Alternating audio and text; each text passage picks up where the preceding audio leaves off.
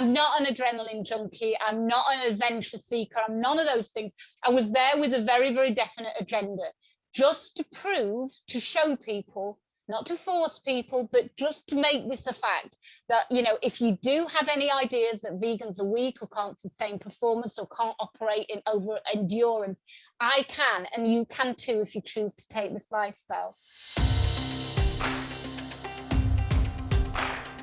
Season 3 of the Plant Strong podcast explores those Galileo moments where you seek to understand the real truth around your health and dare to see the world through a different lens. This season, we honor those courageous seekers who are paving the way for you and me. So grab your telescope, point it towards your future, and let's get plant strong together.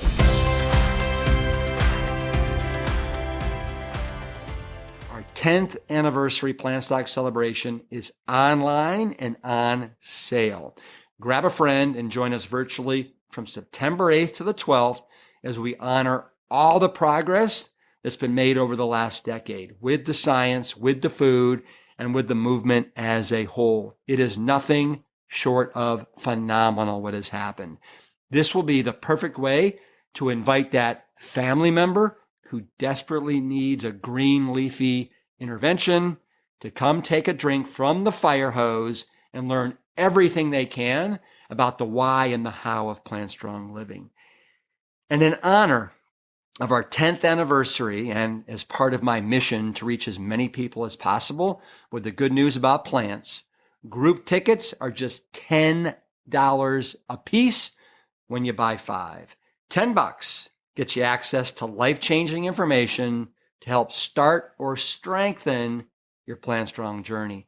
Our lineup this year includes the ultimate Brock stars. Can you say T. Colin Campbell, Caldwell Esselstyn, Dr. Michael Greger, Dr. Michael Clapper, Christy Funk, Will Bolshewitz, the Shurzais, the list goes on and on and on. Don't miss out.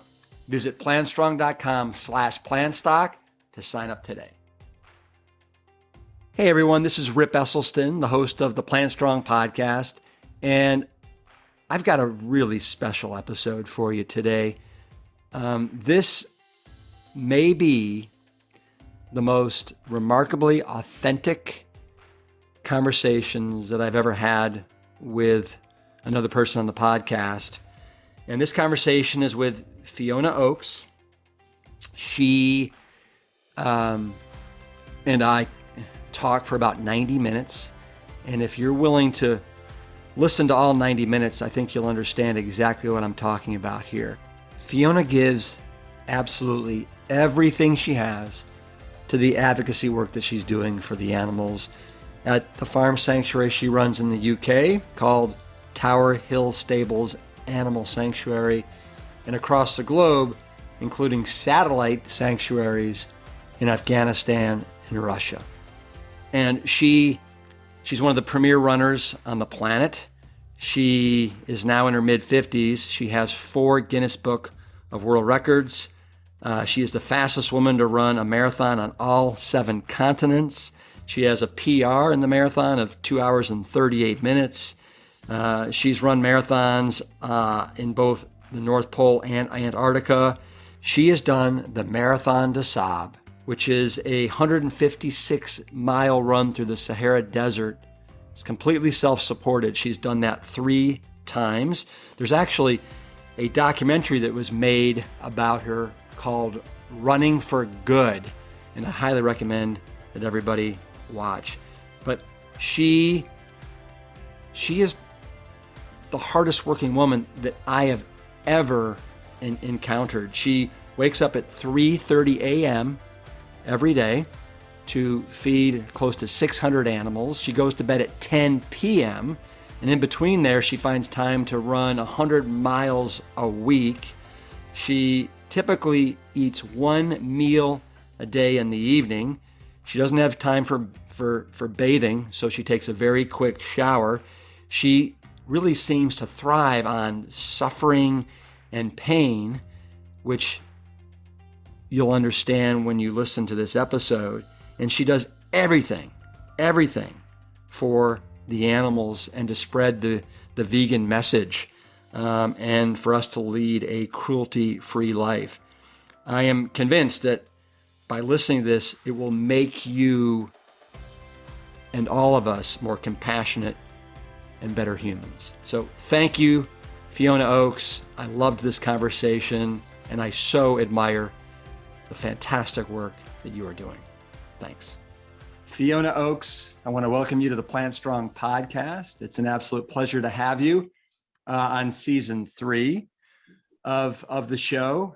And let me just start by asking you, Fiona, I don't think I know anyone else that's a Fiona in my life. Is that kind of common over in the UK? Not common. My mum chose the name. It was quite unusual when she chose it, but she just loved it. And we've got Scottish background, and it's a Scottish name. So yeah, it's just it's not mega common, but it's not unique or unusual. Right.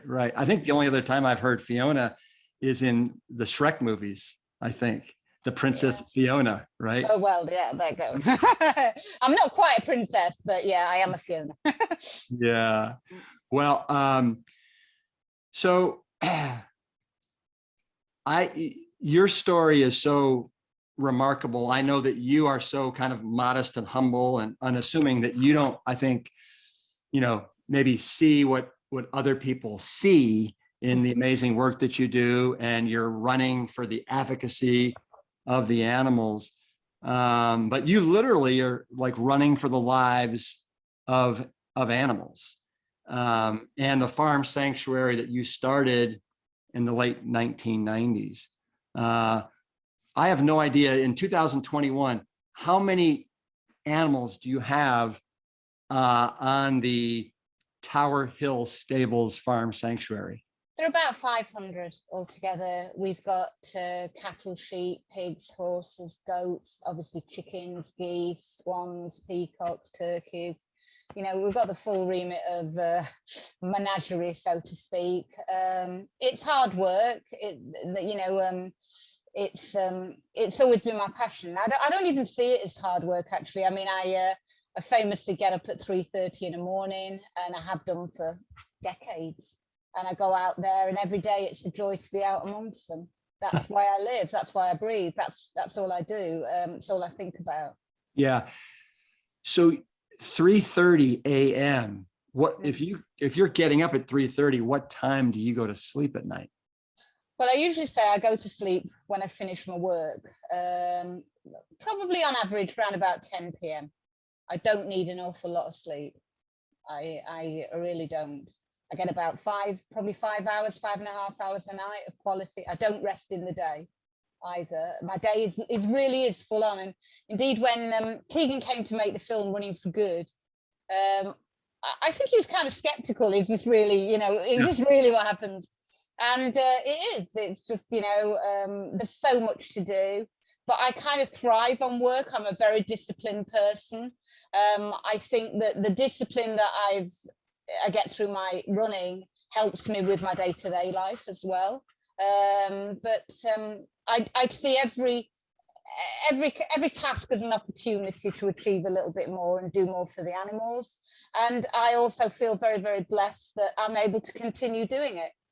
I kind of, the cup's half empty or half full. Yes, sometimes when you've got a hard session to do, or you've got a lot of work to do out there, I kind of look and think I'm privileged to be able to go out there and do it, because so many aren't. So many, health is wealth, especially now with this pandemic. And okay, I don't fly out of bed at 3:30 every morning and think, start the day. I just feel that I'm very lucky to be able to live the life I do. Yeah. So I'm trying to think where I want to go to like start unpacking this amazing like life that you've led. So let me just start with this.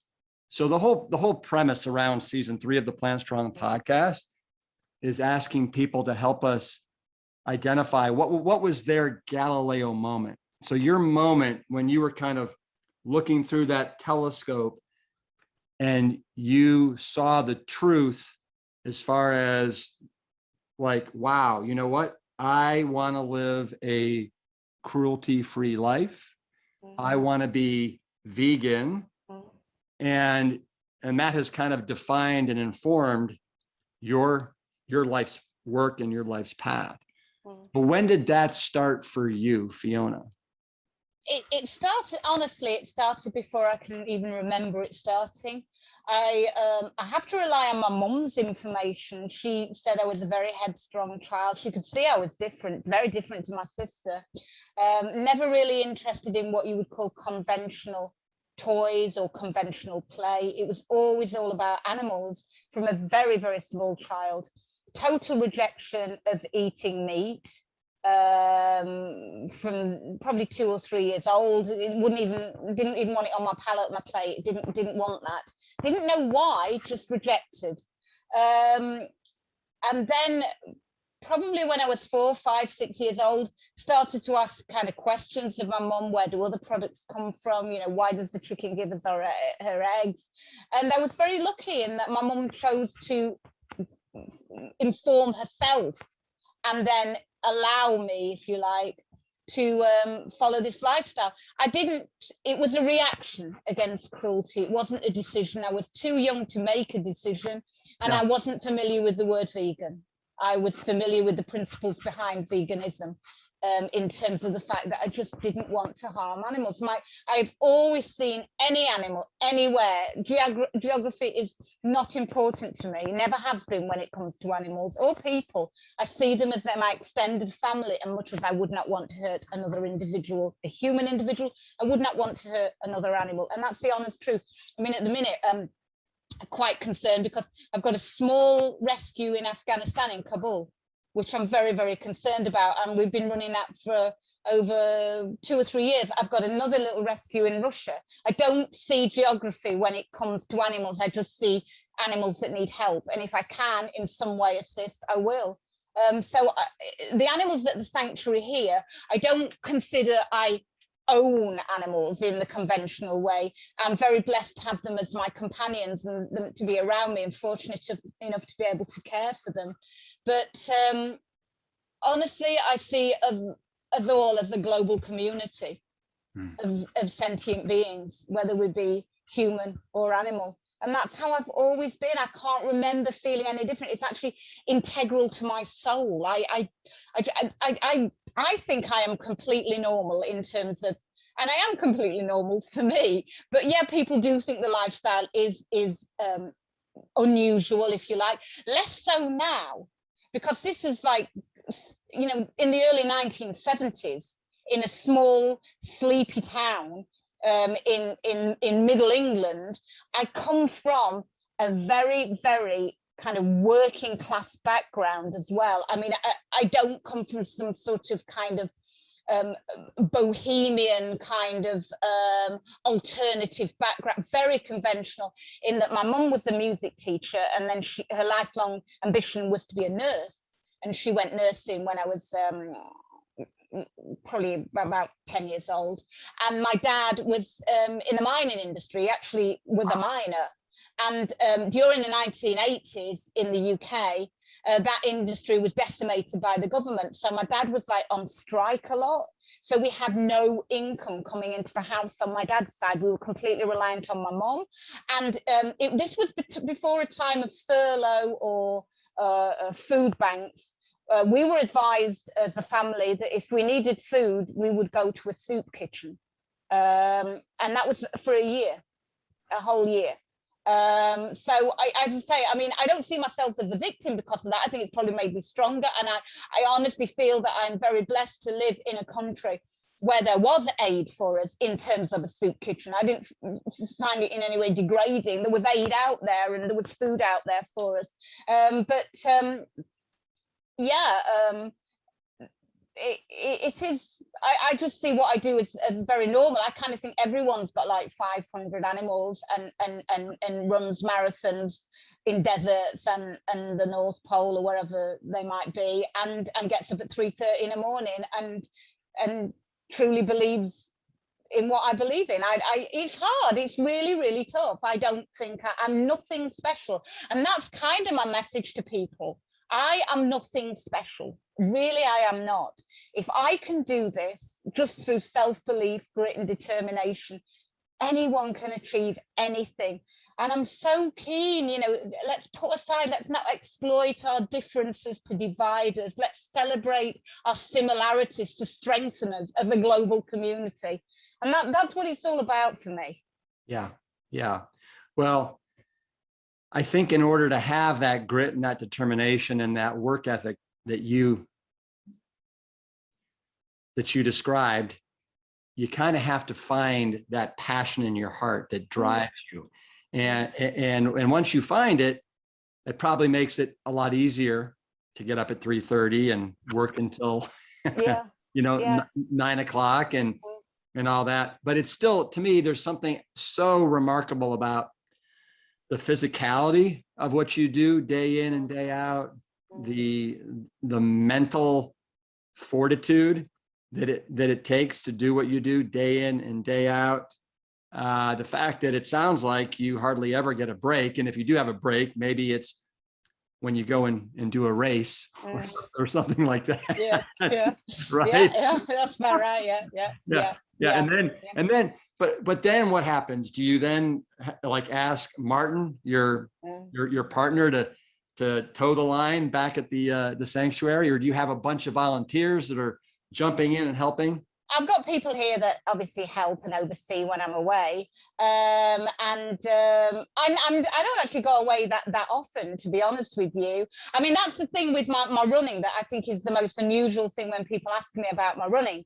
I started running purely as an end game to promoting veganism about 20 years ago. Yeah. I got the sanctuary back in the late 90s, as you said. It was a lifelong ambition to actually nurture and care for animals. That was the obvious next progression from being vegan. I did have problems during my teenage years in terms of the fact that I was hospitalized quite a lot because I'd got an orthopedic condition. And I had 17 surgeries resulting in my kneecap being removed. And I was told I wouldn't walk again properly, let alone be able to run. So that was a slight hiatus, a problem for me to get over. But the dream was to have a sanctuary, tick that one off. But I realized very quickly that although I could rescue animals and physically help the ones at the sanctuary, that was like a minuscule tiny amount to what actually with the cruelty and exploitation that was out there to the billions of animals that go through these horrible industries every day.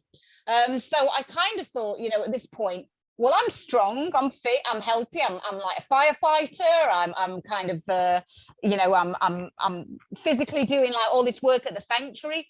And I wanted to just show the world that vegans are not weak. Being vegan is not prohibitive to doing anything. And that was very much the myth and the idea at the time. So I'm kind of physically I've got a leaning towards physical things. So sport's the obvious one, but women's sport generally, especially back then, didn't garner the attention that men's sport does, apart from in the UK, marathon running, because the prodigious success that Paula Radcliffe was having. Yeah. So the idea originally, even though I'd been told you're not going to be able to walk properly again, let alone run, was the idea to compete in and hopefully be able to complete a marathon, because it had got all the hashtags attached to it. This is the toughest sport physically and mentally. You need endurance, you need determination, you need mental fortitude.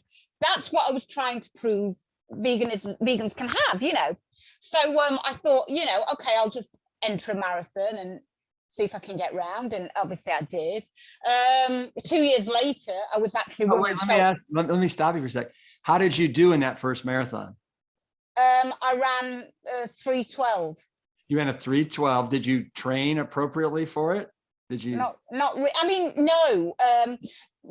Well, the idea was at the time, bearing in mind this is before the internet, before, just go and Google sub 3 hour marathon or just write to somebody on Facebook. There was none of that. And I think that's what the younger generation sometimes don't, it's hard to explain to them.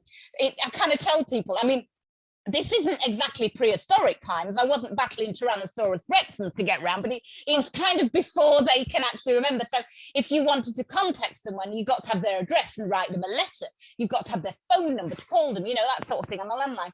And so it was just the idea that I would go out and I would do a lot of running, and that would get me physically in shape to be able to run a marathon or get round a marathon. So specific training, no, I didn't realize that to get to the next level, you've got to start doing specific training. It's just that if you're familiar with running the miles, you'd probably be able to complete the event. That was the thing. Yeah. When did you run that first marathon? Do you remember what year that was? About 2001 or 2. I can't really remember. I don't really document them very much. That 2. But then after doing that, I thought, well, actually, hang on. I've got round. It's not that bad. Yeah. How do I improve? And that was a challenge, working out something that suited me, a regime, a routine that sort of could get the speed up, basically, to get actually the pace that you can run these races. It kind of went from there. And in a couple of years, I was literally lining up on the elite start next to Paula Radcliffe. And that's why I started the Vegan Runner Club back in the UK, because the whole idea was I can't go round and address X amount of people and say, hello, my name's Fiona and I'm vegan. Have you ever thought about going plant-based yourself? Can't do that. So the kind of idea behind it was, if they see the word vegan, attached to a runner on their vest that's going into the elite start, yeah. The equation is there. Vegan equals excellence. That was it. Started Vegan Runners back in 2004. My running, I tried to get a coach actually at that point to help me, but they were saying, look, you've obviously got some ability, but we're not going to help you because it's going to be investing an awful lot of time, and your diet is going to be prohibitive to really improving to the next level. And you're going to find that when you do start doing the harder sessions, you're not going to be able to cope. You're not going to be able to sustain it. Oh, they said the wrong thing. Yeah, absolutely. Yeah. It was, well, the diet, in essence, the veganism is the only real reason I'm out there in the first place. Yeah. So that's not negotiable. So it was, my running has been basically trial and error. It is an awful lot of trials and an awful lot of errors to get me where I am. But so I only did 2 marathons a year, no other races. I just didn't. I don't have a coach. I don't have a physio. I've never had a massage in my life. Really? No, I don't have anything. You don't ask like one of the pigs or goats to give you a little like. Well, the horses are pretty good, and the cows. That they think massaging me is just knocking me on the ground and sort of like playing with me. But no, I don't have anything fancy. And this is another point I try to make to people. It can be done. It can be done. I don't have any. I don't take any supplements. I don't have any special diet. Funny enough, you do have a special diet. Well, yeah, the whole diet is special, but I don't have anything what I would call fancy, you know what I mean? It can be done very basically. Finance is always at the forefront of my mind, because obviously my money is needed for the animals at the sanctuary, so I'm very, very careful. I'm probably, with like 500 mouths to feed, mine is the one that I'm thinking about last rather than first. So I used to do 2 races a year, purely because I would get invited to go. So, Mark Mild at Berlin might ring me and say, or contact me and say, do you want to come to, make up the elite start, the ladies race in the Berlin Marathon? Yes, please. So we'll pay your fare out here, give you a hotel and give you a free place in the race. Yeah. So, yeah, it made financial and actual physical sense to do that, because it wasn't going to cost me anything to go to a race. And I was only going to be away for a couple of days from the sanctuary. And the rest of the training I have done completely alone, on my own. My knee is so bad, the right knee, for certain things, not for everything, but for certain sort of bending and sort of manipulation, that I can't do speed work on a track. I can't run the bends, the multiple bends. All my speed work I have done on my treadmill, and the longer runs I do on the road or on trails. And I used to, a marathon training program would probably be 13 weeks, and it would be 10 or 12 weeks of really hard training, and then focusing on the taper. And the hard training would be 100-mile a week, 3 speed sessions, a hill session on a Friday, a longer midweek run, and a conventional long run on a Sunday. And I used to sustain that year in, year out. Yeah. What now, are you wearing any kind of like a watch that lets you know your pace or your mileage or anything like that? No, don't have anything. I wear a Ironman Timex. Yeah, I've had this years. In fact, yeah, the old one. It's broken, so it's 3 minutes fast. So if I'm timing myself, I have to factor in the fact it's 3 minutes fast. You know, people have said to me, I've won Garmin's and stuff at races, you know, stuff, but I don't use them. I don't use anything. I don't use Strava. I don't use anything, an app or anything like that. And well, I say this tongue in cheek. We have the most sophisticated computers known to man about our person, every single individual. It's learning how to use it and interpret it, what it's telling you. Your brain. Percy's not quite as clever as me, or well, I'm not as clever as him actually. But I like to figure it out for myself and use my own body and the messages and the way I'm feeling personally. Because if you've got like a pulse monitor or something on, it's beeping away on your wrist. It doesn't know if you've had a hard day. It doesn't know if you've got a cold. It doesn't know what your circumstances are, but you do, and you can factor that in. Pace judgment. That's one of my strongest points because I've done it. I do it all regularly. I know what time I want to do in sessions. I know what a 7-minute, 6-minute mile feels like, and I know what I'm capable of. And it's just through experience. I am Miss Amateur Runner 2021. I know nothing about running other than one foot in front of the other gets it all over quicker, and then you can get back to base and do the jobs. It's had to change a bit since I've been doing the ultras because it sounds really kind of conceited, and I don't mean it to, but as a road runner in a marathon, the last thing you want to do is stop or slow down.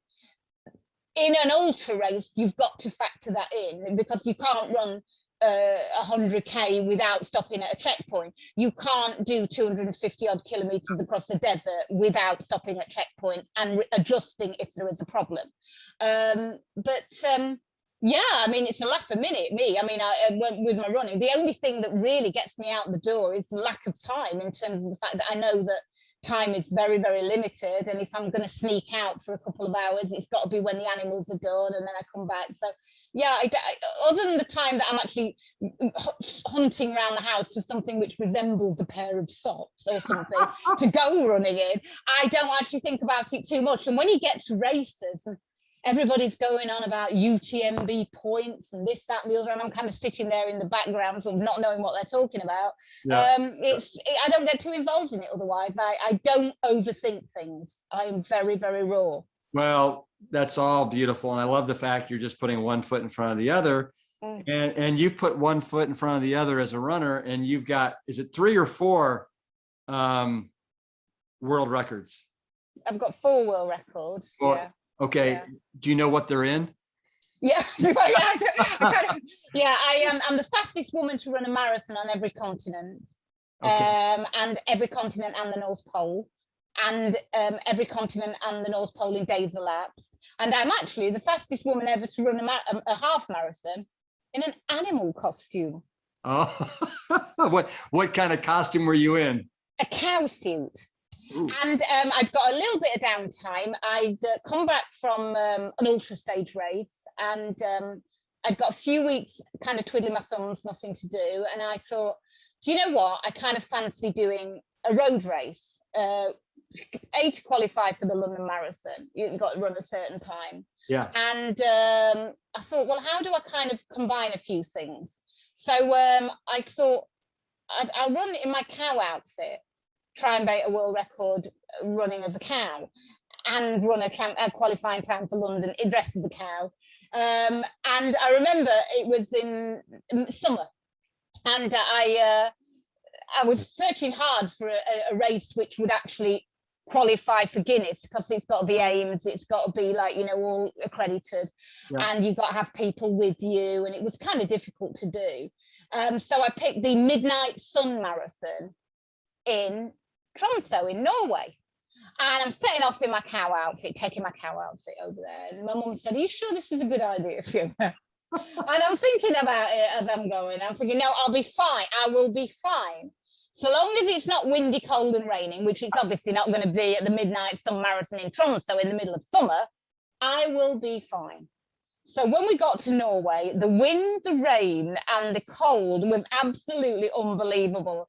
And I sat in the hotel because it started in the evening, and I'm looking out the window, and all I'm seeing is mountains around where we were going to run vanishing under this kind of appalling cloud and rain and hail and wind. And I thought, oh Lord, it's one of these out and back round the airport. It's so exposed, and I'm there in a big gaping cow outfit trying to do this.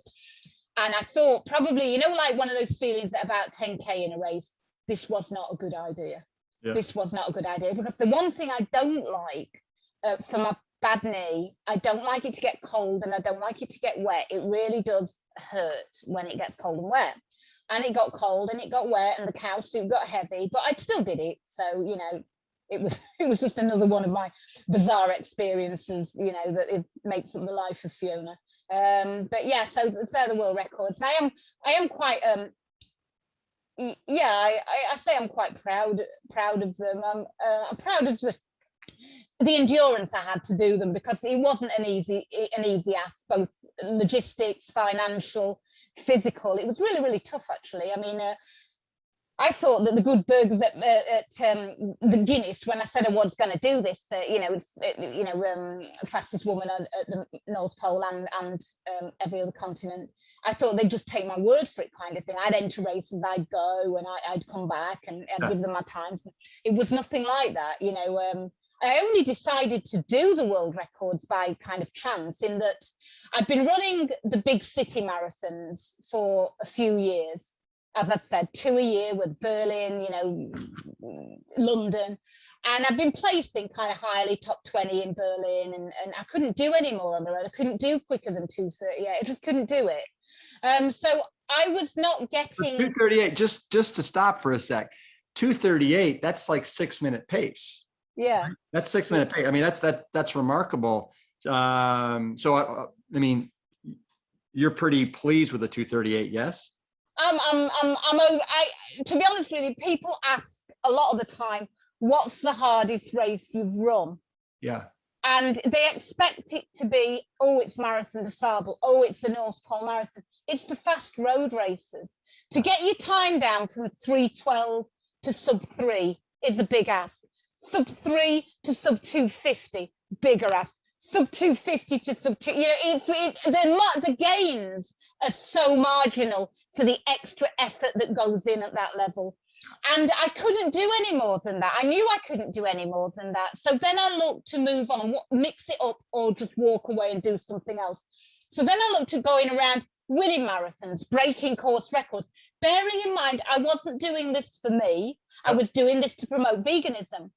And although it was having some effect, I found the press and the media would very much ignore that one crucial thing about the fact that I was running. So they might write a story on the fact that, I've got an animal sanctuary, that I've got a disability, that I'm a firefighter, but never the fact that I'm out there doing this because I'm vegan and I want to show the world that it can be done.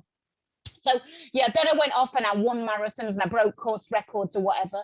But still, there was that hesitancy, that reluctance to actually say this woman does it for this reason. Yeah. And it was very, very frustrating. And then one of my friends, and I'm always joke and say, if your friends suggest you do this, what do your enemies suggest you do, Fiona? Because are you sure they're your friends? Because it was, why don't you go and do the Marathon des Sables? It's the toughest foot race on the planet, or they like to bill it like that. That proves definitively how strong the vegan can be. And you would be the first vegan woman to do it. So I did that in 2012. I had a real problems with that. In 2012, yeah. you did that. Yeah. I've done it 3 times for me. I know. So, wait, you've done it. I didn't know. I thought you'd done it once or twice, 3 times. So did it get easier each time or more difficult? Yeah, it's kind of really weird, actually. I went out there in my cavalier way that I go about things like, oh, I bet I'm doing that marathon des Sables in a couple of weeks. I better get some kit for it. I'd not really thought too much about it. I don't overthink things. I thought, I can run a marathon. I'm sure I can get around that. It was tough for me because I was doing it as an ethical vegan, not just a plant-based athlete. So, especially nearly a decade ago, there wasn't the synthetic sleeping bags. There wasn't the lightweight kit. And, you have to carry everything you need for a week in your back from day one. You've got to carry everything. Completely 100% self-supported. Yes. Okay. Apart from limited water, which they give you, you're completely self-supported. So, for instance, when we arrived at the race, I have got this ex-army sleeping bag, the only thing I could find that was synthetic. It was massive. I had to have a 30-litre backpack to support it. It was massive. Everybody else has got these tiny little things down-filled. They were just popping out and saying, oh, this one goes down to -7 and it only weighs 2 ounces. Well, mine's goes to about 10 degrees and it's like 10 tons, But the problem, the week before the race, I was unfortunate to fracture 2 toes at the sanctuary. A horse stood on my foot and fractured 2 of my toes. Then I'm left in this dilemma. Do you go to the race? Do you do the sensible thing and not go? Or do you do the ridiculous thing and go and try and do it? But I'm sure you listeners will know, you've trained, you want to go out there, you want to give it a go. You're never going to know if you don't actually go and stand on the start line. So I went out there. I remember that they do say for the Marathon des Sables, buy shoes a size too big because your feet will surely swell when you arrive in the desert heat. It can be well over 50 degrees. And unless you're used to that, your feet are going to swell. 50 degrees Celsius. Yeah. So it's very, very hot. My right foot was swollen before I went out there because of the fractures. So I crammed my foot into my shoe. I couldn't buy bigger shoes because they'd all been stitched up to accommodate sand gaiters. The last thing you want in these races is sand in your shoes because that causes blisters. Absolutely. And in 2012, one guy actually, when he came home from the race, had to have skin grafts on the undersoles of his feet. Oh. They were so mashed. And I remember that on the long stage, we'd come to the tent, the kind of overnight resting spot. And I said to the guy that I was with, I said, Paul, would you have a look at my feet? Because I can't see very well with my head torch, which was appallingly, it just wasn't very strong beam because I'd gone for a lightweight torch because I got such a heavy sleeping bag. And he looked down at my foot and he said, well, I'm no doctor, so don't quote me on this, Fiona, but I think that's the bone sticking out of your little toe. And the worst of it is you get so sucked into this whole thing that rather than thinking, oh no, I'm going to pack up, like, this is dreadful, you think, oh no, don't let the doctors on the race know, they're going to pull me out if they know. So I quickly bound it all up with the gaffer tape that I got around my kind of walking poles and just mundled through there was a marathon the next day, but I did really well in that because on the territory of relatively, they tend to make the marathon stage a little bit more of a running stage in MDS. I can do really well in that because I've got some good flat speed. So I got through to 2012, first vegan woman to complete Marathon des Sables. And so let me just stop you for a sec for listeners that don't know about, exactly. So it's 6 days, is that right? And every day you run basically a marathon, is that right? Yeah, it's 6 days. They've quite slightly changed the format now. It was 7 days at the time, 7 days of actual competitive running. Yeah. Every day you run roughly-ish a marathon, but there's a double marathon stage, and the last stage in 2012 was a much shorter stage, but it was 15 kilometers of solid sand dunes. Oh. Which are, they are like monster dunes. And how did your knee hold up on those sand dunes? Strangely enough, it was okay. I don't know if I just got so many other woes going on that the knee just went into it's just a list of problems I've got here. So it's just like another one to add to it. I loved it. I mean, I just love the whole experience. I really. So you thrive on a sufferfest, a really Yeah, I good do. sufferfest, don't you? Yeah, yeah, I do. That's- Yeah, I do. I do.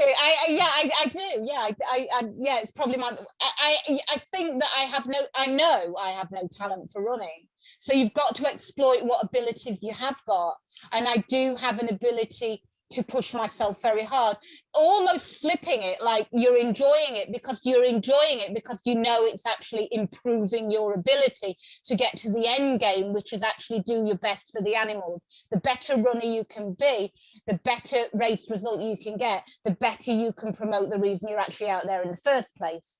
I was kind of in Marathon des Sables in 2:12, I did effect a rescue of a lady who was really, really suffering. I gave her a fireman's lift up a jebel because she was like stuck. I mean, she pulled out. She was out the race. But because of this compassion over competition, and that's the idea of this race, we're all in this together. And although obviously you're trying to do your best, we're all fighting this humongous challenge of the desert. They offered me a place in the following year's race to come back, hopefully without fractured toes, and see what I could do. And I was like, I was really up for it. I wanted to go back to MDS in 2013 and really hit it hard. But in the meantime, another of my friends had said, well, you've got the medal. That's basically what people want from MDS. They want that medal to say, I've done the toughest foot race on the planet and I'm here to tell the story. Why don't you do the polar marathons? Why don't you go to the North Pole? Why don't you, run a marathon there? And in my childlike and innocent equation level that's going on in my brain. Yeah. In the UK, if it's cold outdoors, you come inside and say, ooh, it's cold out there, it feels like the North Pole. And if you're tired, you say, I feel like I've run a marathon. So add the two together, and that's got to be, if I can get around a marathon at the North Pole, that's got to really just rubber stamp it. Vegan can do it, fast, high, hot, hard, whatever, cold, I can do it all. I looked into doing the North Pole race, but it was prohibitive with regard to costings. So I put that on a back burner and thought, no, that's going to be for another time in my life. And then totally out of the blue, the race organizer offered me a place in the race if I would go and do his race. But it completely coincided with MDS in 2013. So I went off, I did the North Pole race. I didn't know if I'd be able to run that marathon. It was very, very cold. It's like -40. And I didn't have any I never do any specific training for these races. I mean, when I arrived at like Longyearbyen, before they took us to the actual North Pole, because originally I didn't think it would be at the North Pole. I thought, like, this is just going to be a place in northern Norway that we're just like, for the sake of like splitting hairs, we're going to call it the North Pole because there's a lot of snow and it's very cold and it's very near the North Pole. But no, actually at the North Pole, or as near as the Russians could set the base up. Was Santa Claus there? No, unfortunately, Santa's back in Rovaniemi. I ran a marathon with him. Okay. But no, anyway, we arrived at the North Pole, and I'm thinking, what have I done this time? This is really, really bad. And because obviously landing on ice is a problem for a plane, because it can cause the, that like the tsunami underneath, and the plane can just go into the ocean. They can't take all the competitors out there at once. So I went out on the first shipment, and I'm laying in my tent thinking, oh, what have you done this time, Fiona? Literally your address is now Fiona Oaks, the North Pole, because there's nothing here to get you out. If there's a problem, there's no plane, there's no nothing, you're on your own. I tend to, because I've got no kneecap, my knee can be a little bit unstable, and I can dislocate it very easily. So I wasn't sure about dislocating it on ice. That was a worry for me. I wasn't sure about running on ice. I hadn't got any special shoes or anything. I mean, like when you get there and you're like hearing stories that people have been like training industrial freezers with treadmills, and I'm thinking, oh, I haven't done anything. I've only got these little like kids mittens that are Buffalo that are like $10, or I've bought off the internet. They've all got like heated gloves, and I'm thinking, blimey, I'm going to be in trouble here. But fortunately, there's no special formula to running in cold conditions. You go out, you warm up, and you maintain your pace. And if you maintain your pace, you don't get hypothermia, and actually your body keeps you warm. It was brutal. I mean, it was 3-mile loops of this lap. It was brutal. And when you came into the warm tent to get a drink or anything, you can't carry anything about your person. Everything just freezes, or disintegrates in those kind of temperatures. You have to cut your clothes off your head. You've got to be very, very careful, very, very careful of getting frostbite. Yeah. But other than that, it wasn't too bad. It was, So what would you, given your experience at the Marathon des Sables and then also the North Pole, do you prefer the hot or the cold? I love the desert. I love running in the heat. I love it. I just love the experience of being out there and be privileged to be out there. Just you against you, literally. No excuses, nobody to blame. You against you with your pack on your back. This is your whole world on your shoulders, literally, for a week.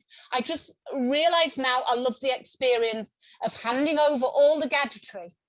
And it's literally stripping it back to that raw survival, if you can call it, instinct of getting from A to B, surviving and being well enough to do it again the next day. 9 years ago, the world isn't the world it is now. But even then, looking back in retrospect, I realized that was a big trigger for me, just being able to be out there challenging myself very honestly. It's brought me such wisdom. And I came home that first time and I'm in the kitchen and I'm looking at my mum's turning the tap on, the faucet on, and I'm looking at it like spellbound. What are you looking at, Fiona? And it's a miracle. There is water coming out of that tap and I can drink it. And it's not, I don't care if it's Perrier, sparkling, whatever, it's drinkable. It's beautiful. Yeah. And sometimes I feel I don't want to make myself out to be some martyr or something I'm not, because I am nothing special. And some people live in these conditions every day. They don't, they go back to a tent. That's all they've got. This was kind of a week in the desert, and it's very harsh conditions. But at any point you can put your hand up and say, actually, I don't want to do this anymore. I want to go home. And you can do. Other people around the world can't do that. And if you take that wisdom back into your normal day-to-day life, and always remember that and always have that at the forefront of your mind, it can be much more than a running race. It can be life-changing and life-enhancing experience. And that's what it was for me. So when I went off to do the North Pole Marathon, after I'd won it and I'd placed on the podium with a man and, broke the world record for the fastest time ever, a woman running that race in the North Pole, a lot of the guys there, because I'm not into that sort of running, I actually thought you would probably fall off the end of the earth if you tried to run past 26.2 miles. I was literally just a big city tarmac marathoner doing it for a reason. I just wanted to promote veganism. So I wanted to be going into the elite enclosure or on the elite bus with Haile Gebrselassie, who was very, very good to me during my road running career, taught me a lot. Lucky enough to spend time with him in Amsterdam when he was going for the world record, a very, very humble man himself. And I was, a lot of the guys said, why don't you just do the world record? Why don't you just go to every continent, run a marathon? You're in the Antarctic race at the end of the year. You're really good. You could do this. And I came home with a kind of rose-tinted spectacles on and thought, oh, I could go to every continent. I could do this. And then you kind of get back and you start working out the logistics of finance and time. And I left it on a back burner. It wasn't going to happen for me. But it was niggling away all the time that although I got publicity when I came back from the North Pole, I was invited by the BBC to go up to open and close BBC breakfast show. This, British woman's done this. They literally asked me not to mention the fact I was vegan on their show. Yeah. And so it's kind of, that's the only reason I'm there. I'm not an adrenaline junkie. I'm not an adventure seeker. I'm none of those things. I was there with a very, very definite agenda, just to prove, to show people, not to force people, but just to make this a fact that, if you do have any ideas that vegans are weak or can't sustain performance or can't operate in over endurance, I can, and you can too if you choose to take this lifestyle. And I put it on a back burner. So it was actually getting really, really difficult to find marathons around the world that I could go and fit in before I went to Antarctica. I came to my parents and I asked them for help. They've got nothing left. They've given everything to the sanctuary, everything. But they agreed to remortgage a house for me to do it. And I thought I declared to the Guinness Book of World Records that I was going to do it, and to get it accredited and make my mission statement there. And they said, that's great, but they did have certain criteria. You've got to take somebody with you. You've got to have a runner on either side of you to actually make sure that it is you that is running these races. Because we're not just going to take your word for it, because you could ask somebody in Australia to enter as you, and we won't know that, so the only answer was, I'm going to have to go, because I was going alone, and win or place in every race. And therefore the race will then validate, by virtue of the fact I'm on the podium, yes, that you've actually done it. So that was the extra challenge for me, to go and do that. And I was literally. And you were able to do that? Yeah. I mean, I had a funny experience going to Australia, because I'm in the UK. And I popped over to Australia and I was gone less than 96 hours doing the marathon and coming home to do the jobs. And I remember arriving in Australia, and there are guys in the kind of arrivals hall, sending you towards your baggage or where you need to go. And I'm wandering around looking lost. And he said, are you looking for the baggage from, the flight you've come in on from Dubai? I said, no, I haven't got any hand luggage. I've only got hand luggage. And he said, oh, you've only got hand luggage? I said, yes. He said, do you live here? You're resident? No. And the conversation's going on. And he said, are you going on somewhere? No. And he said, what are you doing here, basically? I said, I'm running a marathon tomorrow morning, but don't worry, I'm going home tomorrow night. And he just looked at me and said, you're telling me that you've come to Australia from the UK on a day trip? And I said, well, actually, when you look at it like that, I have, yes. And he went, you better go. You just better go. And so, I mean, I was fine. I don't think I was in Australia long enough to get jet lag. All right, gang, want to share an Instagram message that I just got. This is from a gentleman. His name is George Lagos. And before I do, I want to just share a little side note here. He just happened to be the first customer to spot our new Plant Strong Broth Chilies and Stews inside his local Whole Food Market store that's in Wheaton, Illinois. And he found it after visiting both downtown Chicago stores to try and find the new products. So he was persevering. He was on the hunt for the new Plant Strong products, and really appreciate that, George. He went on to share that he's been Plant Strong since 2019, when he saw my book, my first book, The Engine 2 Diet, that was being sold at his local Whole Foods store. And at the time, he was in fantastic shape. He was working out 6 days a week. He weighed a trim, lean and mean 165 pounds. But guess what? His cholesterol was a staggering 330. And one of the things that I tell people is, it doesn't matter how hot your engine burns, you don't burn away cholesterol. It doesn't work that way, right? If you want to bring down the cholesterol, you got to bring down the saturated fat, the dietary cholesterol, the animal protein, and you want to be like hammering it with all the fantastic substances, the phytonutrients, the antioxidants that you get in whole plant-based foods. Now, since reading the Engine 2 Diet, he's gone all in, and he said that he's not had a drop of oil since he started, and his cholesterol is now right as rain, and he's never felt better. And that, to me, is not surprising. And I want to appreciate and thank George for sharing his story, and huge congrats on his success.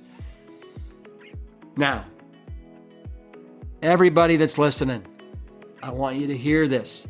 This is a participatory lifestyle.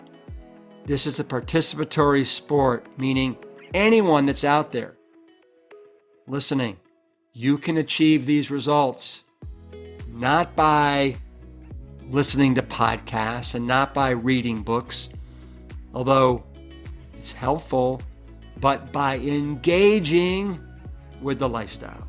I mean, you literally have to stick a fork in it and dig in. We want you up to your knees, waist, chest in this lifestyle.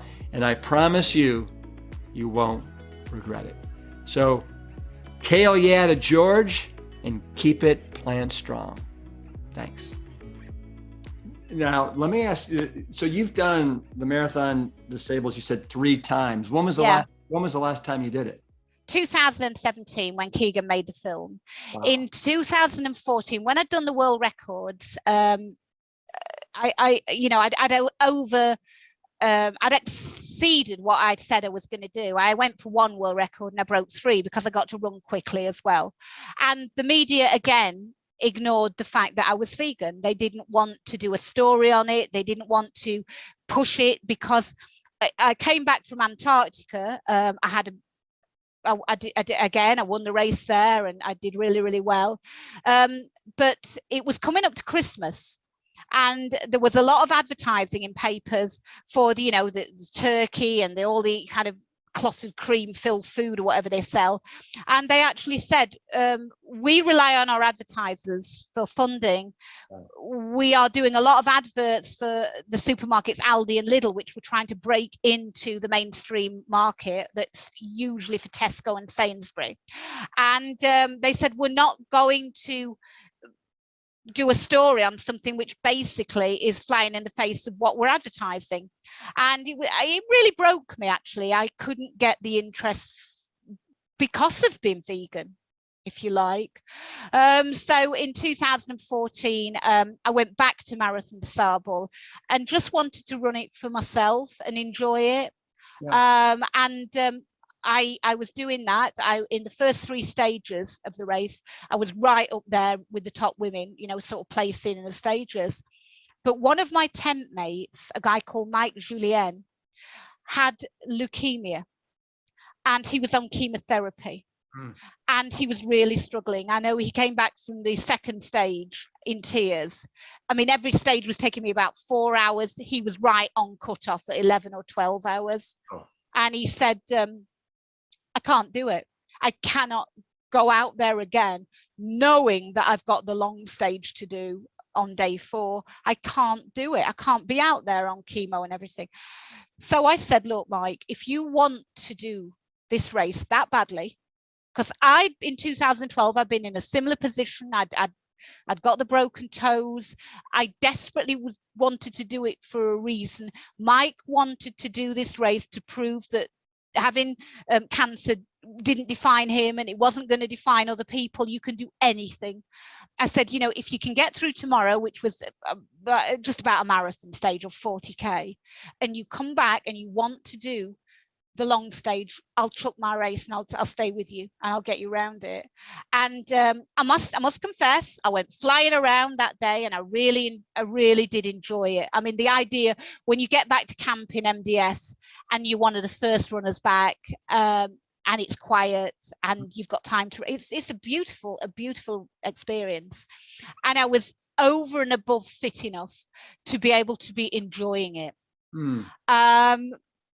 I'd gone to bed. I'd made my meal. I'd gone to bed, and I heard some clapping at the finish line, and it was Mike coming over the finish line. And traditionally, people who have finished always tip out to greet and welcome the slower runners over the line. And Mike came over the line and threw himself into my arms and said, does your offer still stand for tomorrow? Because I want to do it.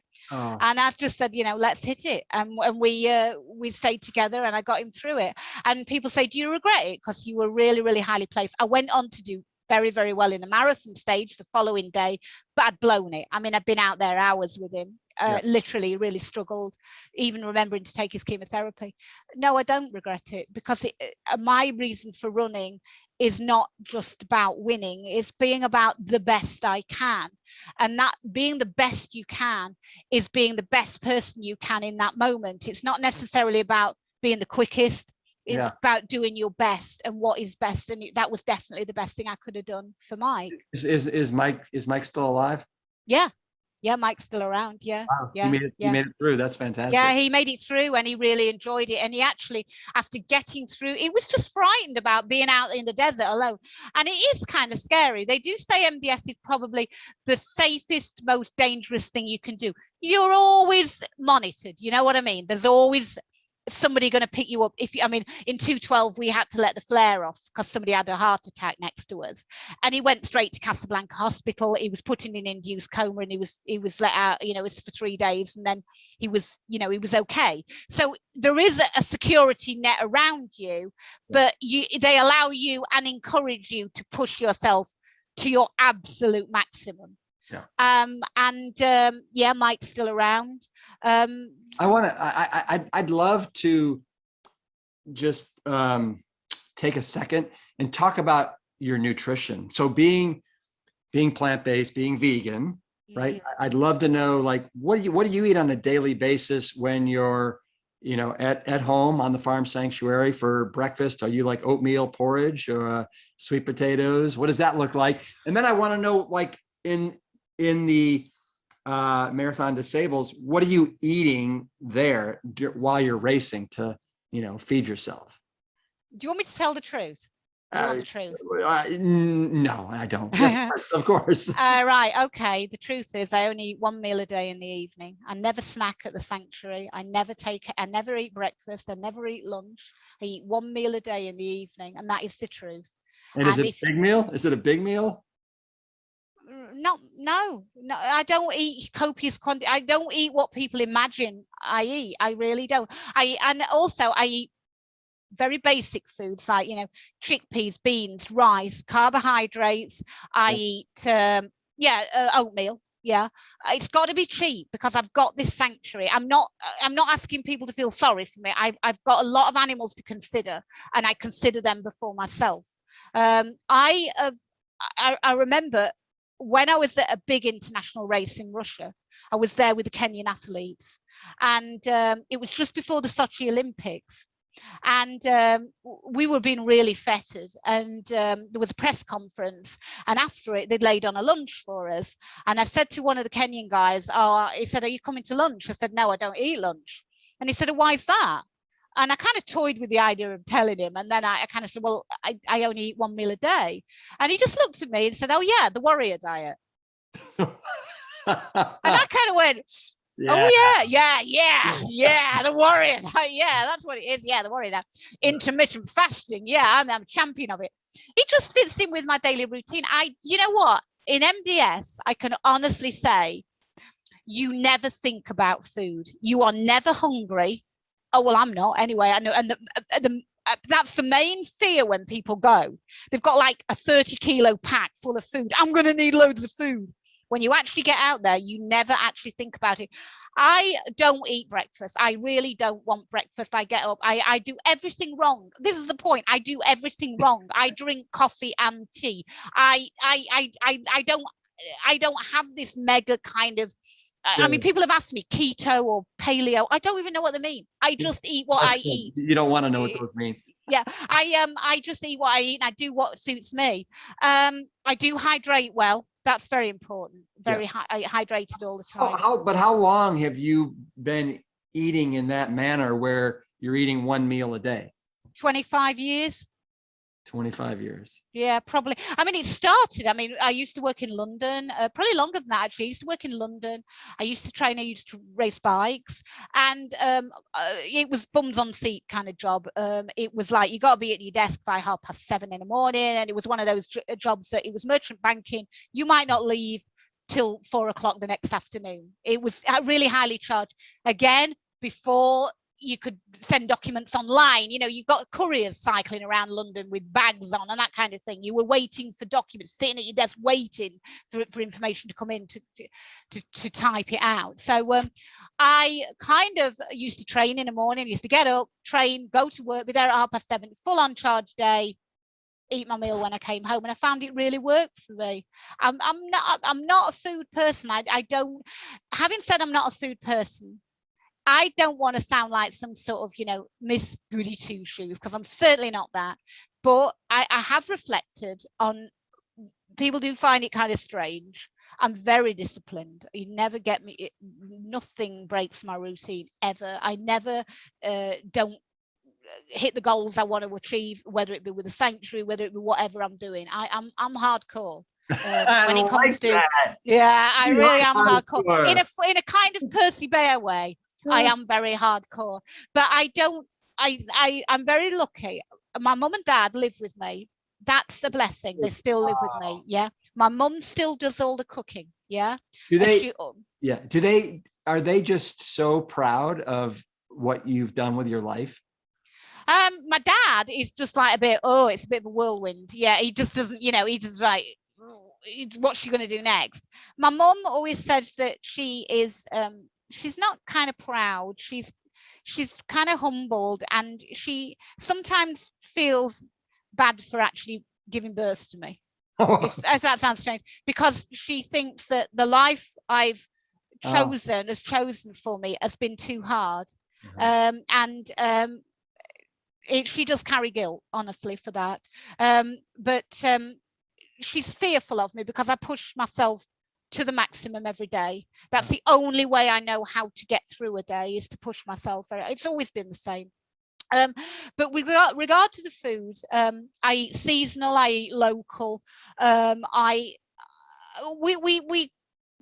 eat economically, we soak beans, we have to, mum's always done the cooking. I don't buy any of the fancy kind of vegan products that are available now, because I've never had them. I've never had a vegan ice cream because I don't crave ice cream. I don't know what ice cream is. I don't want to know particularly, or yogurt. I'm not saying that isn't great for people who do, and it's the great, all these things, are great initiators to people transitioning. But for me, I don't need it, so I don't buy it. Why would I? I don't.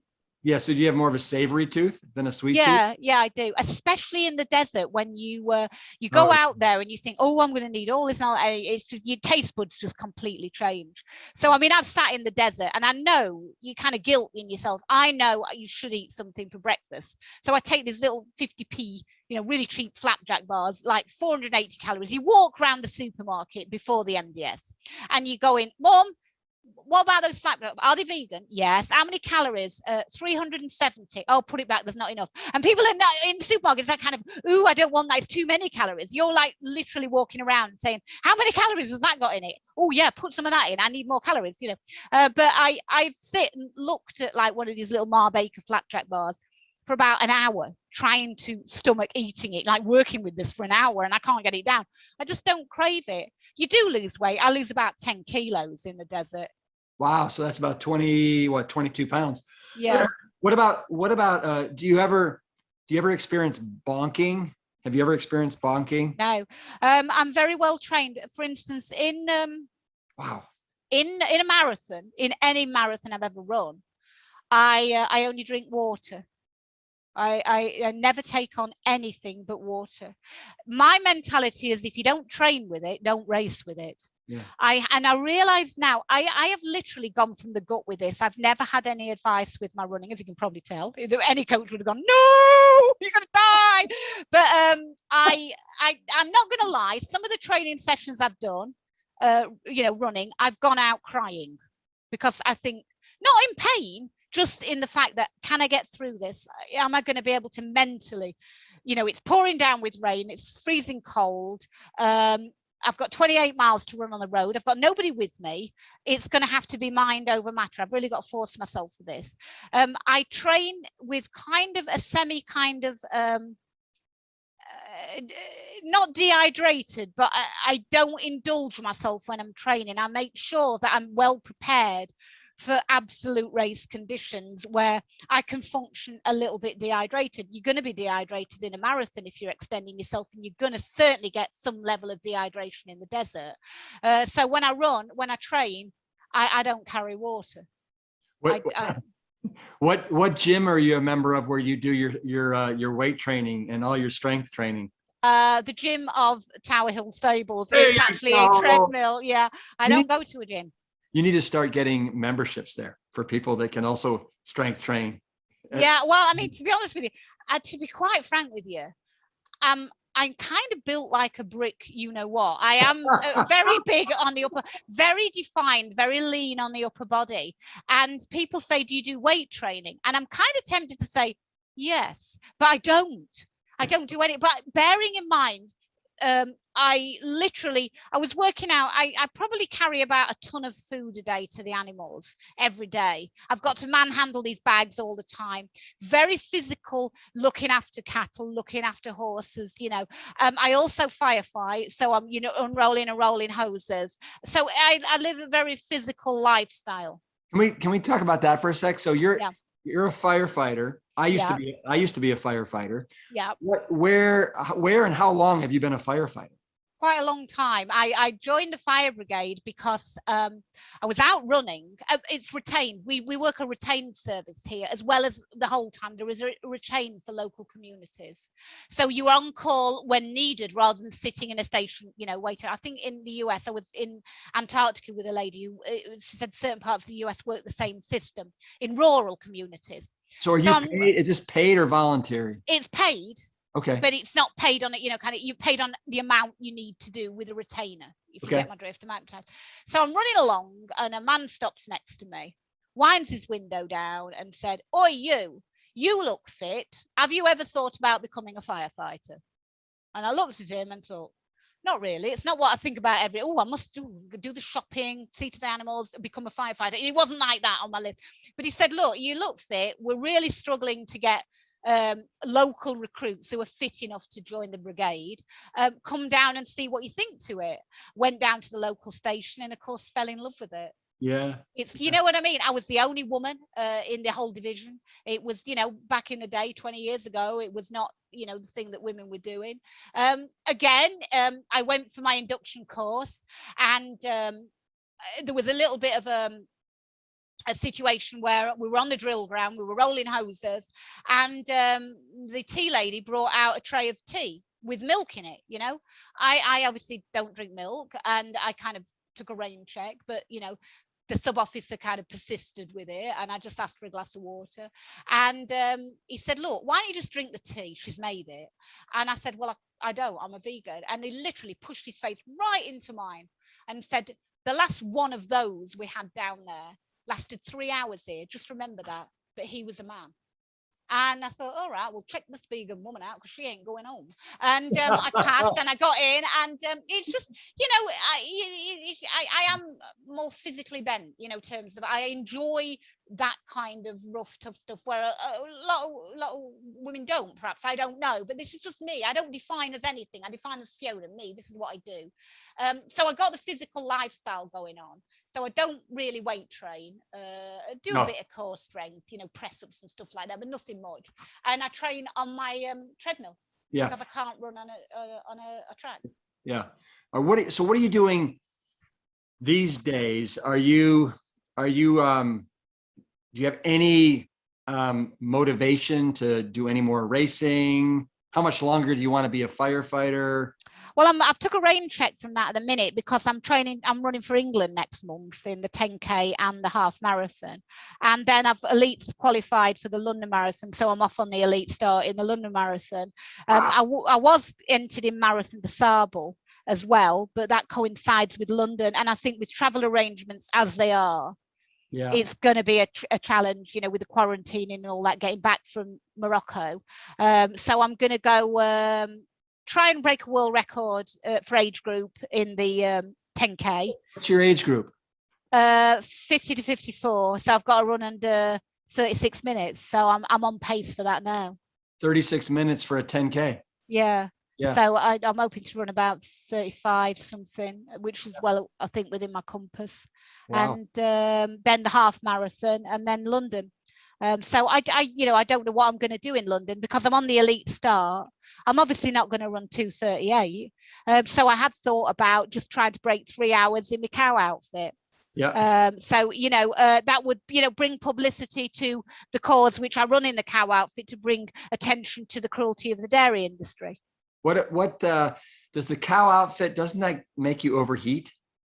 Well, it's not that bad. It's not that heavy. I mean, London's in October, so hopefully it won't be mega hot. Having said that, The first foray trip out in the cow outfit, I was just experimenting with it, if you get the drift. And I decided to do 100K in it. Now, this is called Race to the Stones. And this is a race that most people split into 2 days. They run 50K, they run another 50K. So I decided to do it in the cow outfit, hit it hard just to raise awareness. And I remember going to the start line. Oh, it was the hottest day of the year. And I've got my cow outfit on. And one of the race organisers said to me, "You're not running in that, are you?" I said, "Yes." He said, "Well, please tell me you're stopping overnight." I said, "Oh, no, I'm hitting it hard. I'm going the whole day. And, I'm not brought all the overnight stuff. I've been getting it done, getting the job done and getting it done quick." The only problem is I did make a fundamental error in that I felt too embarrassed to go out the front of the race in the cow outfit. You can't really go amongst elites saying, "Oh, don't tread on my tail," or, you got my cow outfit. It looks a little bit insulting. And it was a very thin start. So I decided to start at the back because I put, all stickers on my cow outfit, like, love cows and peace and all that kind of thing. And unfortunately, I had to spend the first 40K wending my way through other runners.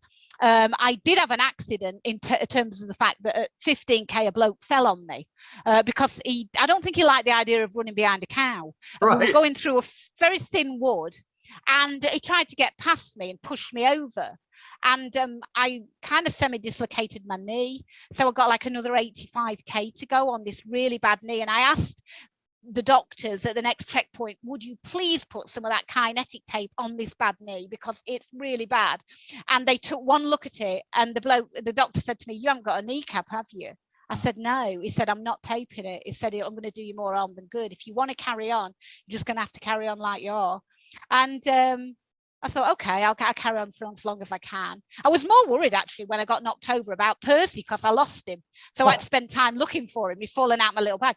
Anyway, I got to the finish line and I placed in the race, which I was really pleased at. So the cow suit isn't that primitive. It's worse in the wet because it gets like really heavy. Yeah. So yeah, that's my plan. Let me ask you about your shoes. Do you have any special shoes that you wear that have been made specifically for you? Yeah, I mean, for the ultra racers, Will's Vegan Shoes made a pair of they're kind of the world's first carbon neutral shoe, really hard wearing trail shoe.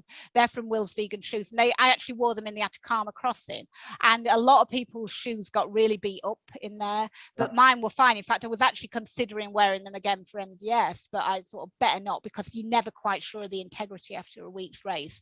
And I won in them, so I'm yeah, they're really good. Is that still available online? Yeah, they're still available online from Will's Vegan Shoes. And 30% of the purchase goes to the animal sanctuary. Is that right? That's it. Yeah. So it's a real win-win situation. But yeah, I mean, my running has always been a bit tongue-in-cheek. I know I'm not a great runner. In fact, when Keegan made the film about me, and he kept sending cuts of the film to me to show how he was getting on, and I couldn't look at him.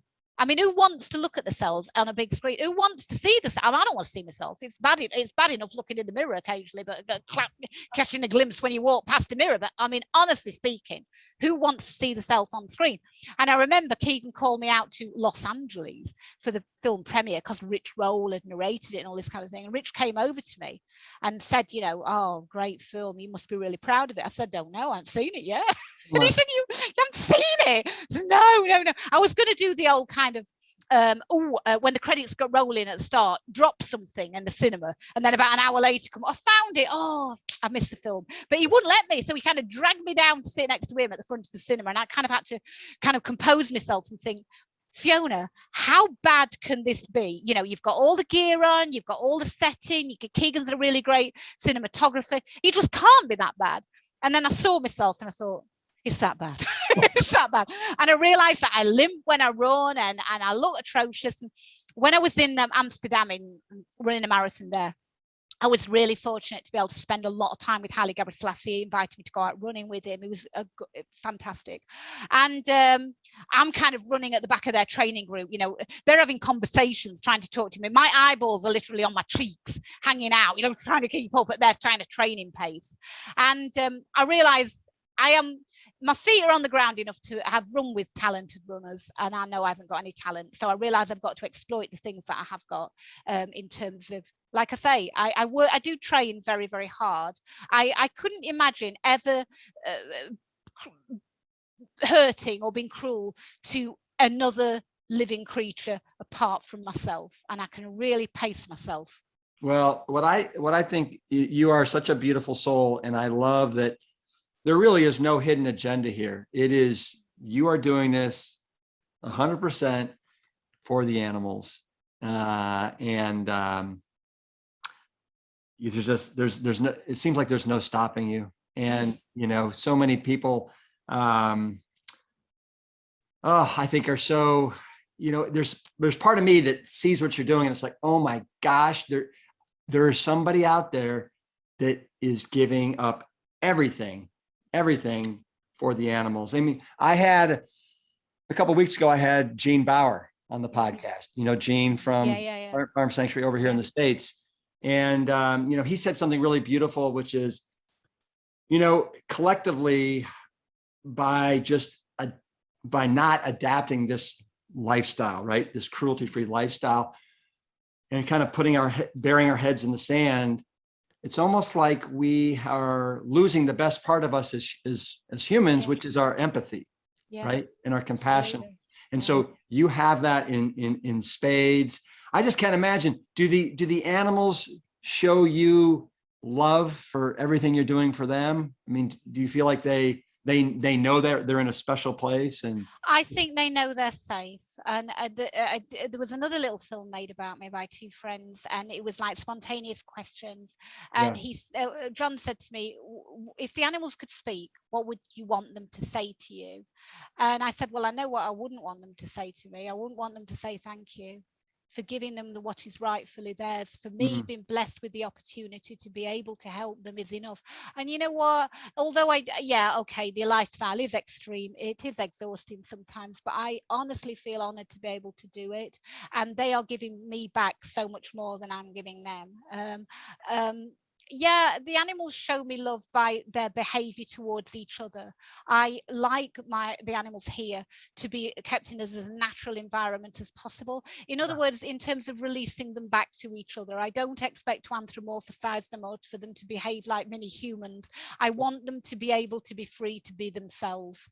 And so, you know, like a giant herd of cattle with young and old mixing together. I've got Highland cattle here, the ones with the huge big horns.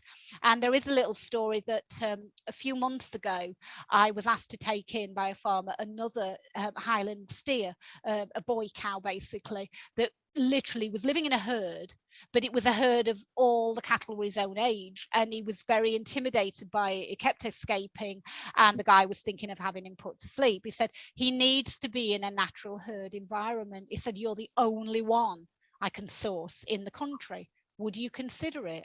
I said, for sure. So Bart came, Bartholomew he's called, and I've got my Highland cattle range from 20 years old to a few months old. I just put Bart in there, and they just looked up, and they, as if to say, come on, mate, you're safe here. And he fitted in without any problem at all. You wouldn't even tell that he's new to the gang, as I call it. And they are so accepting of each other, and that's because they feel comfortable in their environment. And that's enough thanks. That's all the thanks I want. The only thanks I want is to go out there and see them happy, well, and safe. And that's everything to me. And you can see that, you know, although I can help a tiny few animals, that's where the running came from, because I want to be able to, I don't want there to be a need for sanctuaries. I don't want there to be a need to rescue pigs off abattoir lorries. I don't want to get a call in the middle of the night from a panicked lady that a pig has escaped from the slaughterhouse. It's in her garden and she's got the police, the trading standards and the slaughtermen banging on the door, and she can't bear to let this pig go back. Can I get over there? Can I help? Can I offer it a refuge? I don't want that to be happening. I don't want there to be slaughterhouses. I don't want to be the exploitation. And it is, when you're vegan, not so much now, but people used to say, oh, do you want a piece of cake? Oh, you can't have it, can you, Fiona? You're vegan. But the point is, yes, I can have it, but I choose not to. Right. That's the difference. I choose not to. I choose this lifestyle. And, you know, now at my age, well into my 50s, I'm thinking to myself, look at the recovery. I've got to take no medications. I'm still competing on the start. No age group, you know, references. I have qualified for the elite start of the London Marathon. How much more can you do to convince people or introduce them to this life? It is sustainable. And I will say that when I was hospitalized, having the operations in my teenage years, veganism was aligned to an eating disorder, and my mum was accused of child abuse for allowing me to be vegan.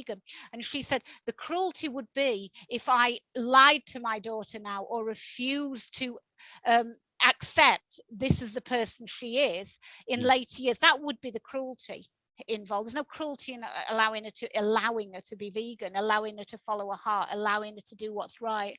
And my parents weren't vegan or vegetarian, I have to say, but it was like, yeah, but what's she going to be like in 10 years time? She's going to have a brittle bone, bits are going to be falling off her, and she's not going to make old bones, you know. And here I am, not just making old bones, but really achieving, still running 100 miles a week, still training for road marathons, still doing 3 sessions speed a week, still recovering. Wow, you're still doing 100 miles a week. That's incredible. And the main thing is that I because, as I say, there was a bit of controversy. Do you go to Marathon des Sables and try and run that really well? And I was tipped to like get up there and place in MDS because, you know, I'm much more au fait with what the actual thing requires. The only thing I can't do with running, I can't run downhill. So I have to make all my time up running uphill, like a little woo, and then on the flat.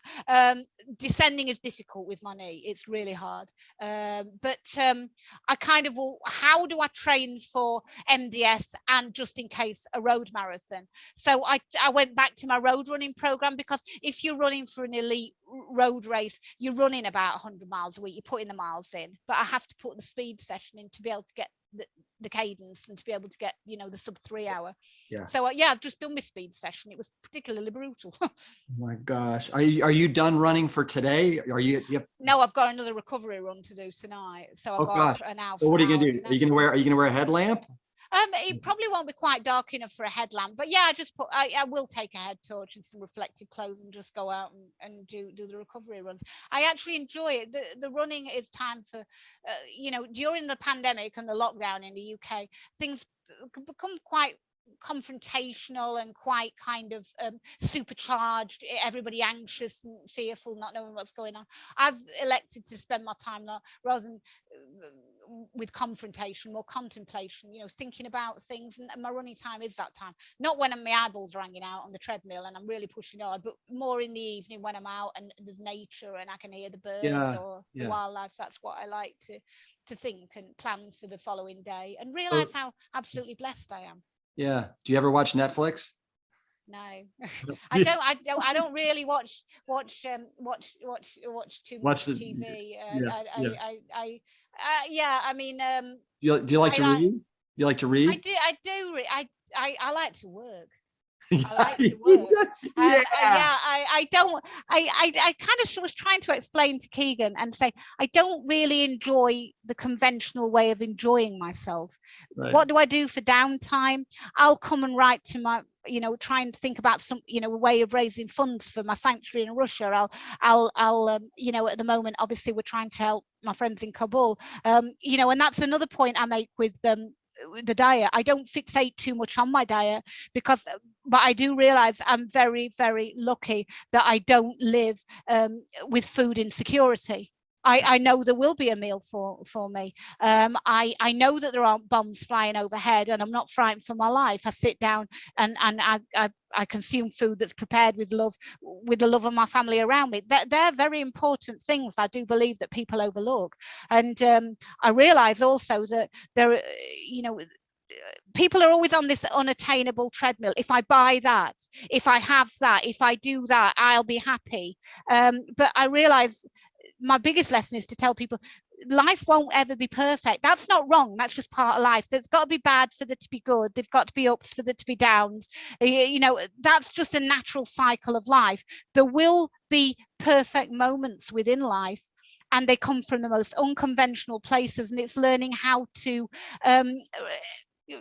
identify them. So for instance, a perfect moment for me might be walking up the fields and suddenly there's a shard of sun come on your face and it feels warm, and you look up and you see the cattle grazing happily. That's just a perfect snapshot of life. That's a perfect moment. But I think sometimes people fixate. They think it's bad to feel down, but if you don't feel down, you'll never feel up. You'll never feel, you know, if you don't feel sad, you won't feel happy. These are natural emotions that we're kind of overlooking. Yeah, that is all so beautifully said. Let me ask you this. So at the end of a really satisfying day, do you like to pour yourself a bath or take a shower? I won't have a bath because I get bored in the bath. You know, I'm just like in, out. You know, it's like so boring. You know, what am I going to do in it? Sometimes I come in and my mum says, you better go and have a shower. I've had one. And she's like, what, like 2 seconds? Yeah. I don't get a buzz from the things I get a buzz from, other people get a buzz from. For instance, I've never been to the hairdressers. I've never been to the hairdressers. It's like we had a very, very major television channel here to do. Oh, it were awful. They came and it was like, can we look through your wardrobe to see what you'll be wearing? And I'm thinking, oh my Lord, my wardrobe is on the floor of my bedroom in the corner. And then she's saying, she's looking at me and I can see she's thinking, this is hopeless. And she's going, do you have any particular foundation you wear when you're? I was like, oh, I haven't got a piece of makeup anywhere. I don't know what to do. It's like really embarrassing. I really am the person I say I am, and I probably, it sounds like a childlike innocence that I just am this person, and I truly believe in what I do, and I truly live my life this way. And Keegan, when he came and he was talking about Percy, for people who've watched the film, they'll know who Percy Bear is, and he's going, it's an amazing, that you kind of use this little bear for this very integral kind of, it's making it out to be something more than it is. And I'm going, I just like him. I like teddy bears and I like his face, and he's my alter ego and I hide behind him. So, but yeah, always this smiling. Always smiling, and I am just supercharged. I don't crave the things other people crave. I don't have fancy clothes. All my running stuff. We in the UK, we have things called charity shops. I don't know if you have them in the US, but most of my running stuff is sourced from charity shops, apart from my shoes and my socks, which I'm careful of because of my knee. Yeah. But there's nothing at all that I indulge myself in. I don't enjoy having fun, if you get my drift, but I do have fun. I've got very great inner contentment. I know where I am. I know what I want to do. I know what gives me the greatest satisfaction is coming in at night and just literally falling into bed and thinking, I couldn't have done any more. Yeah, I've given it everything. Do you usually fall asleep within 2 minutes? Yeah. In fact, sometimes, I mean, it's been that hard when I was really hitting it hard for the road marathons. I used to eat my evening meal in bed. I'd literally have to go, just grab my meal and go to bed. I'd be that tired, and I'd fall to sleep with it in my mouth, coming out of my mouth. I was that tired. Literally, it's been a challenge. It's been tough. I've pushed myself very hard. I'm very, very proud to say everything I've done in sport, I've done very honestly, just through hard work. I've never taken any enhancers, any shortcuts, anything. It's been very, very important to me. This is done very, very honestly. And could I have been any quicker? No, I don't think I could, because I think that the key that I've had, rather than a sports drink or a massage, has been an inner passion, that drive that not many people can be blessed with. It's kind of a life and death thing, like a gun to your head and you can really perform, but the gun hasn't been at my head, but it might as well have been, because it's at the heads of those that I actually do put above myself. And it sounds a little bit kind of glorified, but that's the raw way I've looked at it. Yeah. If I can place in the Berlin Marathon, if I can, be filmed or photographed or interviewed in the elite enclosure with Haile Gebrselassie, that's actually what I want from this race, because I know that everybody's looking, and whether subliminally or not, they're associating the vegan runner with being one of the best runners. So I don't need to tell them that. Have you ever seen the documentary that came out 2 years ago called The Game Changers? Ooh, yeah. Yeah. Oh dear. Yeah. Well, I was cut from it. What do you mean caught from it? I was the first person they actually filmed for that in 2013. Nice. James came over and filmed me for it, and he went back to LA and he couldn't get the funding. But as soon as they got the funding, in 2015, he contacted me with Louis and said, we want to come over and we want to film you. And they spent 3 days at the sanctuary filming the running and that sort of thing. Unfortunately, I got cut out because it just didn't fit the message of the film. And I get that. I get it. It's really, really difficult because I come at it from a bit of a unique angle. And I think it just didn't fit what they were trying to achieve with that particular film. But yeah, Yes, so I know about it. Yeah, well, and that and to the point that you're doing, trying to let broadcast out to the world that listen, you can be vegan and eat plant-based and be at the top of your game, the best of your game. And really that's what the Game Changers did, and it really helped move the needle. It's now the most watched documentary on the planet. Yeah, I mean, it's a great.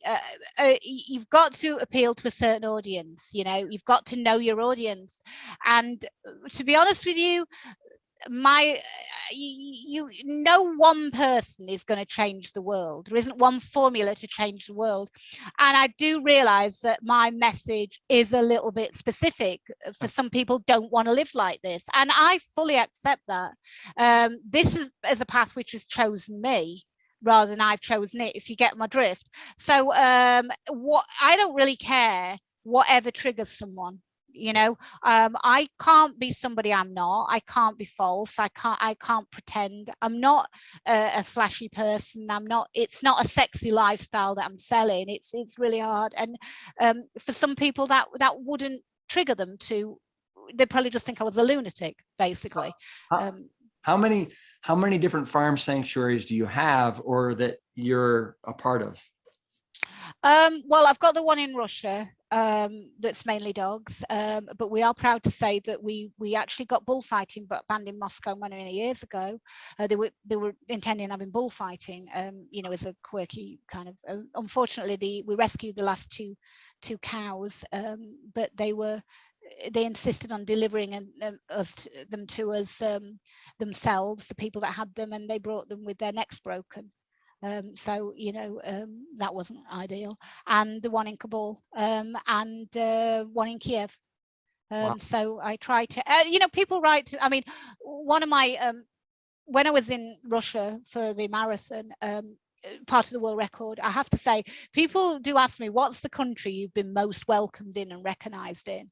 Definitely Russia. Wow. Yeah, I've had wonderful trip. And you know what? I was in Omsk for the marathon. It's the biggest marathon. It's a bronze standard marathon.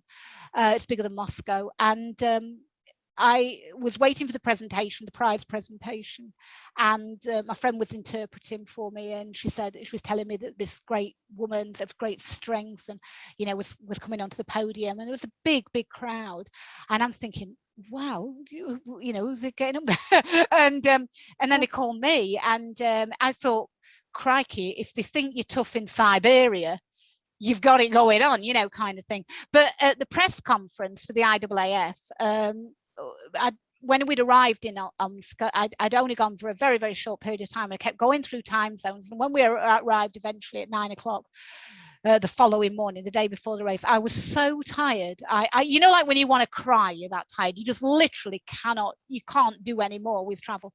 I went to bed. And after a couple of hours, the phone rang, and it was a desperate plea from a lady with a sanctuary, a dog rescue in Omsk. And she said, would you come as like an ambassador to see us, you know, if we can get a newspaper reporter here, would you come and kind of endorse the sanctuary from a Western perspective? Because obviously in Russia, and I don't blame these people for this, I never blame, I never judge, I don't know people's circumstances. People forget that a decade before that, it was practically illegal, or certainly frowned upon, to not eat meat in Russia, because obviously it was considered an imperialist thing to be vegan or vegetarian. So it's a completely different mindset. We now do a lot of education in Russia, but we go to schools to do it. Trying to educate people who've lived in terrible hardship is very difficult for the older generation. And anyway, when I was in OMS, they said, we beg you, if you could in any way use any media just to mention our name. And at the press conference, I was asked, why did you come choose this marathon to run? And I was able to talk about the rescue, and from that they got a municipal grant. Wow. And that's just an amazing thing. And they were, it was so beautiful. They were all there at the finish line waiting for me to thank me. And I hadn't done anything. I just used literally a little bit of a voice I've got. I haven't got much of a voice to be able to help. What a bigger blessing can be, rather than just to help yourself and grab, help others. That's what the message is mainly. You might think it's a sacrifice to go out there and work hard or do something for others, but actually, ultimately, I know the rewards I've got from doing this and having this lifestyle are far greater than any physical material thing could ever give me. And I know that. So yeah, I will help, you know, I mean, obviously in Brazil, I've got people that I help. I'll help wherever I can, but my abilities are limited. I don't have that kind of reach or exposure. Yeah. So winding down, what can people do that are listening to this, are just moved to want to help and give? What can they do to help you with your farm sanctuary? Where can they go? Well, go to the website, Tower Hill Stables, or at the Instagram site at Tower Hill Stables, or Facebook, Tower Hill Stables. I am going to be honest with you. Yeah.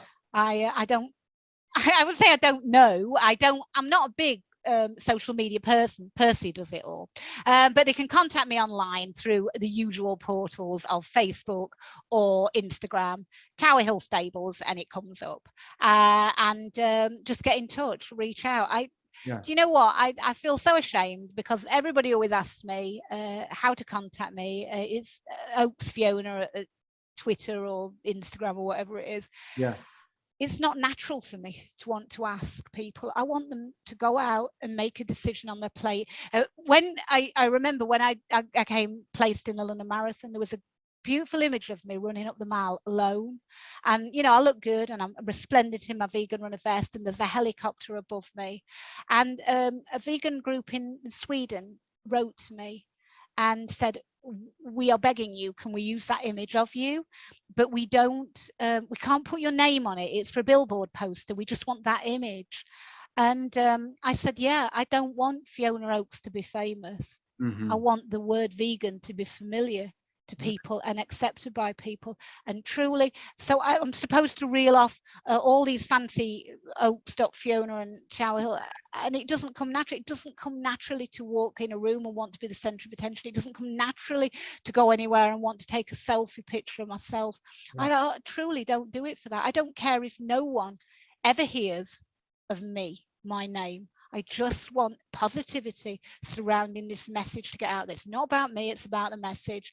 The sanctuary, towerhillstables.com, can be helped, obviously, financially. I put all my own money, anything we've got. My parents have put everything in, all the pensions go into it, everything they've got goes into the feeding of the animals.